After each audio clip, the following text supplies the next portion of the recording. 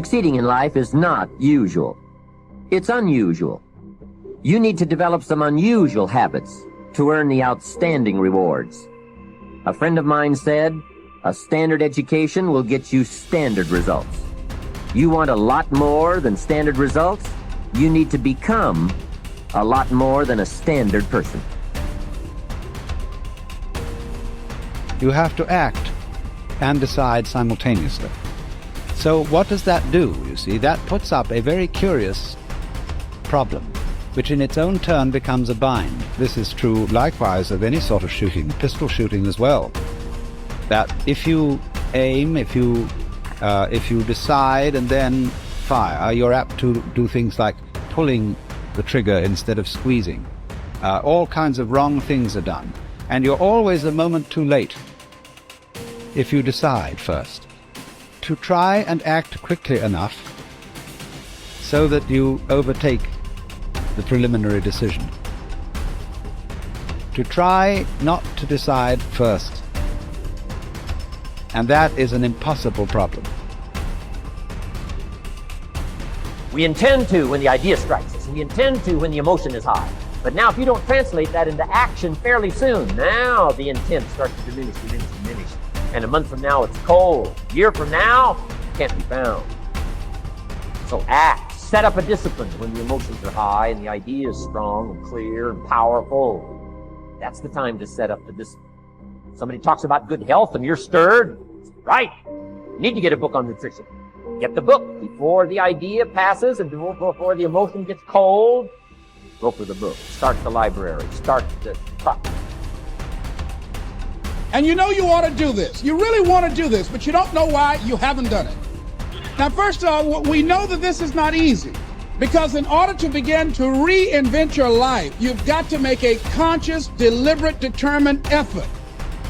I think that among the things that prevent us from acting is the fear of failure.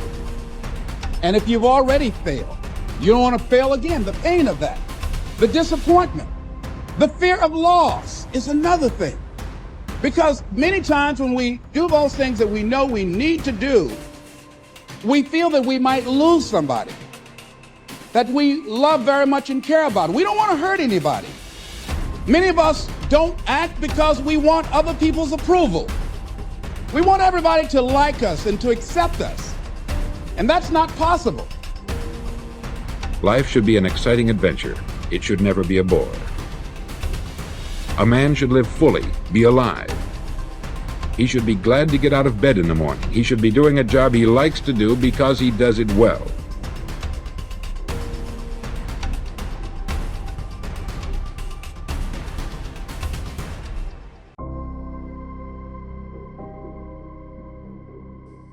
The fifth law of happiness is the law of expression, which states that whatever is expressed is impressed, and whatever is impressed is expressed. Whatever you say, either to yourself or out loud, is impressed into your subconscious mind.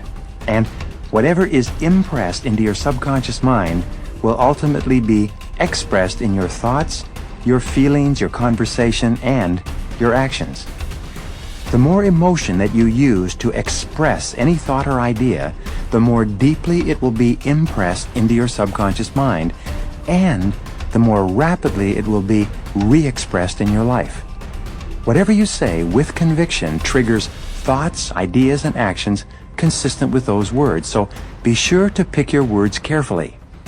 When you think of a challenge or a goal, and you repeat to yourself the words, "I can do it, I can do it, I can do it," you trigger all kinds of feelings and actions that propel you forward toward doing the things that will enable you to achieve the goal. The sixth law of happiness is the law of reversibility. It states that just as your feelings determine your actions also determine your feelings. This is a remarkable and powerful law that says that even if you don't feel a particular way, such as self-confident or happy, if you act as if or pretend that you have the feelings already, the actions themselves will have a backflow effect and generate the emotions consistent with them. When you act in a certain way, the actions themselves trigger thoughts, images, feelings, and attitudes that are consistent with those actions. You can, in effect, control much of the content of your mental and emotional life simply by moving your body in such a way that it's consistent with the way in which you wish to think and feel.